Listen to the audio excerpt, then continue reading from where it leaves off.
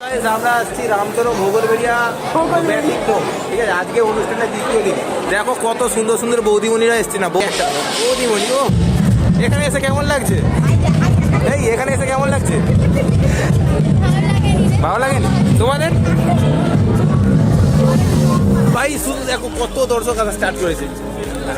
No ও মা গো, আবার সিঁদুর ভিতর পরে এরা প্রথমে দেখে নেবো ঠাকুর। হ্যাঁ ঠিক আছে, দেখো এখানে আমাদের প্রথম ঠাকুর আমরা দেখে নিলাম। এই হচ্ছে ঠাকুর। তো ইতিমধ্যে আমাদের স্টার্ট হয়ে গেছে। দেখো স্টার্ট হয়ে গেছে।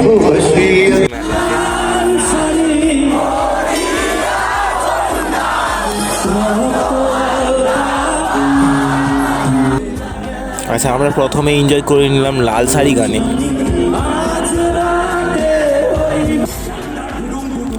তো ভাই রামতরো ভোগলবেড়িয়ার মাঠে দর্শক হয়েছে, দেখো কোনায় কোনায় একদমই লোক ভর্তি ছিল। আর নাচগুলো দেখো, একদম বৌদিমণির নাচ আর আমাদের ছেলেদের নাচ, ভাই একদম অসাধারণ, কাঁপানোর মতো নাচ।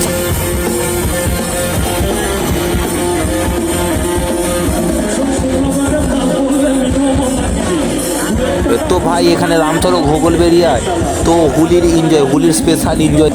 এখানে কিন্তু সবাই খুব এনজয় করছিল। এখানে প্রায় কোনায় কোনায় লোক ভর্তি ছিল, আর এরা বসে বসে দেখছিল। এরাও একসময় নাচ করছিল, এরা হাঁপিয়ে গেছে বলে বসে দেখছে। আর এখানে দেখুন, এখানে সবাই মিলে কত সুন্দরভাবে এনজয় করছে। আর আমি কি ছিলাম কি হয়ে গেছি, এরা একদম রং মাখিয়ে ভূত করে দিয়েছে। আমি নিজেই নিজেকে চিনতে পারছি না। আমার মুখটা একবার দেখো ভাই, লুকটা দেখো, অসাধারণ।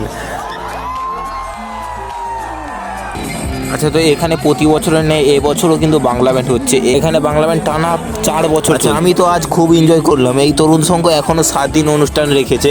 তো আপনাদেরকে আমি বলছি, একদিন হলেও এসে এই অনুষ্ঠানে এনজয় করে যান, এখানে অংশগ্রহণ করে যান। এই ভিডিওটি আপনাদের কেমন লাগলো অবশ্যই কমেন্ট করে জানাবেন। তো আজকের মতো টাটা, দেখা হচ্ছে পরের ব্লগে।